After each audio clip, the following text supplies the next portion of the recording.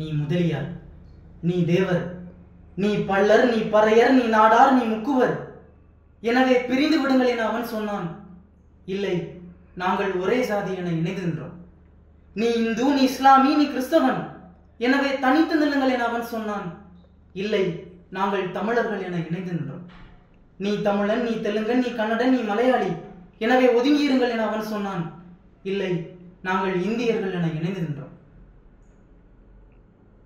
ஜாதிய வன்கொடுமைகள் இல்லாத இளைஞர் இந்தியா. எவ்வளவு புழுக்கமானாலும் ஷூ சாக்ஸை போட்டுக்க, எவ்வளவு தூரமானாலும் மேலத்தெரு வழியா பள்ளிக்கு போ. ஏன் தெரியுமா? அங்கதான் செருப்பு போட்டதுக்காக உன் பாட்டனை கட்டி வச்சு அடிச்சானுங்க. எவ்வளவு வழிபுதிந்த வரிகள்! நம்முடைய நாட்டினுடைய விடுதலைக்காக போராடியவர்களுள் சற்று வித்தியாசமான தலைவர் நம்முடைய இந்திய அரசியலமைப்பினுடைய தந்தை டாக்டர் பி.ஆர். அம்பேத்கர் அவர்கள். அதாவது நம்முடைய நாட்டின் விடுதலைக்காக போராடியவர்களுடைய மத்தியில் நம்முடைய இந்திய மக்களிடையே இருக்கக்கூடிய சமூகம் சார்ந்த ஏற்றத்தாழ்வுகள் கண்டிப்பாக ஒழிக்கப்பட வேண்டும் என கடுமையாக பாடுபட்டவர் நம்முடைய அம்பேத்கர். அன்று அவர் படிக்கக்கூடிய காலத்தில் வகுப்பறையில் சமமாக அமர முடியாது, இயல்பாக தண்ணீர் குடிக்க முடியாது, கேள்விகள் கேட்க முடியாது. இப்படிப்பட்ட பல தீண்டாமை கொடுமைகளை தன்னுடைய இளம் வயதிலேயே அனுபவித்தார். இது 2022, 21ஆம் நூற்றாண்டு. இந்த நூற்றாண்டிலே இந்த ஜாதிய வன்கொடுமைகள், இந்த தீண்டாமை பிரச்சனைகள் சற்று ஒருபடியாக வளர்ந்து நாகரிகமாக வளர்ந்துள்ளது. அதாவது நீங்க என்ன ஆளுங்க அப்படின்னு கேட்பதற்கு பதிலாக நீங்க சைவமா அசைவமா, நீங்க எந்த தெரு, நீங்க எந்த சாமி, இப்படிப்பட்ட வார்த்தைகள் எல்லாம் இந்த ஜாதி வெறியர்கள் அன்றாடம் பயன்படுத்தக்கூடிய ஒரு நாகரிக வார்த்தைகளாக மாறிவிட்டது.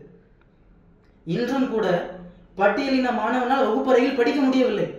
ஊர் மக்கள், அதாவது தாழ்த்தப்பட்ட மக்கள் ஊர் மக்களோடு இணைந்து தேர்ந்தெடுக்க முடியவில்லை. ஒடுக்கப்பட்டவன் என்ற ஒரே காரணத்திற்காக செத்த பிணத்தை கூட சரியான நேரத்தில் புதைக்கவோ எரிக்கவோ முடியவில்லை. இவ்வளவு கொடுமைகள் நம்முடைய நாட்டில் நடந்து கொண்டிருக்கிறது. ஜாதிதான் சமூகமனில் வீசும் காற்றில் விஷம் பரவட்டும்.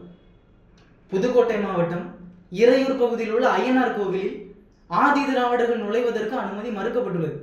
அதுபோல அந்த பகுதியில் இருக்கக்கூடிய குடிநீர் கடைகளில், அதாவது தேநீர் கடைகளில் இரட்டை குவளை முறை பின்பற்றப்பட்டுள்ளது. இதைவிட கொடூரம் என தெரியுமா? அதே பகுதியில் இருக்கக்கூடிய தாழ்த்தப்பட்ட மக்கள் குடிக்கக்கூடிய குடிநீர் தொட்டியில் மனித மலக்கழிவுகளை கலந்துள்ளார்கள் சில மனித மிருகங்கள். இது எவ்வளவு பெரிய மனித உரிமை மீறல்!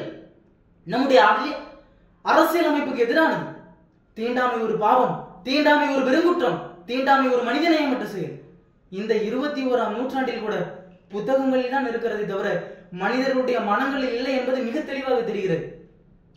நம்முடைய இந்திய அரசியலமைப்பு சட்டம் 1950 பிரிவு 14 மிக தெளிவாக சொல்கிறது, சட்டத்தின் முன்பு அனைவரும் சமம்.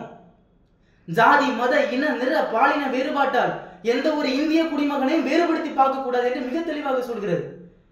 நம்முடைய அரசியலமைப்பு சட்டத்தில் உள்ள சரத்து 21 வாழ்வதற்கான உரிமையை கொடுத்துள்ளது. வெறும் வாழ்வதற்கான உரிமை மட்டுமல்ல, மனித மாண்போடு வாழ்வதற்கான உரிமை.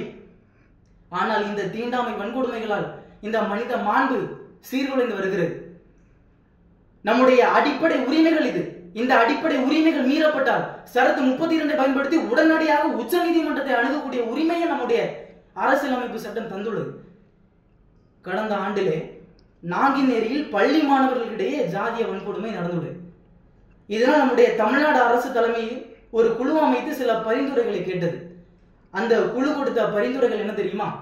இந்த கள்ளர் நலம், ஆதி திராவிட நலம் என்று இருக்கக்கூடிய ஜாதியை அடையாளப்படுத்தக்கூடிய வார்த்தைகளை உடனடியாக பள்ளி பெயர் பலகையில் இருந்து மாற்ற வேண்டும் என்று உத்தரவிட்டது. அதுபோல இந்த ஜாதியை அடையாளப்படுத்தக்கூடிய கயிறுகள் அணிவது, நெற்றியில் பொட்டு வைப்பது, இப்படிப்பட்ட அடையாளங்களை மாணவர்கள் பள்ளியில் பயன்படுத்தக்கூடாது. அதுபோல வருகை பதிவேட்டிலே மாணவர்களுடைய ஜாதி பெயர் இருக்கக்கூடாது. பள்ளிக்கு நன்கொடை அளித்தவர்களுடைய விவரங்களில் அவர்களுடைய பெயர்களில் ஜாதி பெயர் இருக்குமானால் உடனடியாக நீக்க வேண்டும். இப்படிப்பட்ட பல பரிந்துரைகளை இந்த குழு நம்முடைய பள்ளிக்கல்வித்துறைக்கு வழங்கியது. இதற்கு ஒரே ஒரு தீர்வு நம்முடைய இந்திய அரசியலமைப்பு சட்டத்தில் உள்ள அடிப்படை உரிமைகளான சரத்து 12 முதல் சரத்து 35 வரை உள்ள சட்டப்பிரிவுகளை இளைஞர்கள் கற்று உணர்ந்தால் மட்டுமே இப்படிப்பட்ட ஜாதிய வன்கொடுமைகள் குறையும் என்பதில் எல்லளவும் சந்தேகமில்லை. நன்றி.